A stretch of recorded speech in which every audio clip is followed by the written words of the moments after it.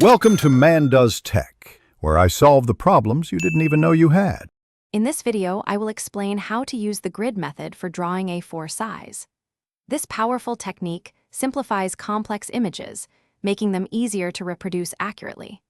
By breaking down your subject into smaller, manageable squares, you can ensure precise proportions and placement on your drawing surface.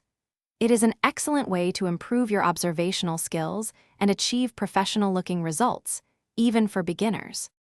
First, prepare your reference image by printing it to the exact A4 dimensions you desire. Next, carefully draw a grid over your reference image using a ruler and a light pencil. A common and effective grid size is 1 centimeter squares, or perhaps half-inch squares. Then, replicate this identical grid onto your blank A4 drawing paper, ensuring the squares match perfectly. Now, the exciting part begins. Select a starting square on your reference image and carefully observe the lines and shapes within it. Transfer only what you see in that single square to the corresponding square on your drawing paper. Pay close attention to how lines intersect the grid lines. Work methodically, square by square, across your entire grid until the full outline is complete. With your outline complete, gently erase the grid lines from your drawing paper.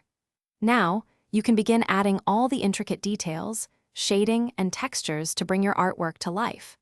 Continuously compare your drawing to the original reference image to ensure accuracy and make any necessary adjustments.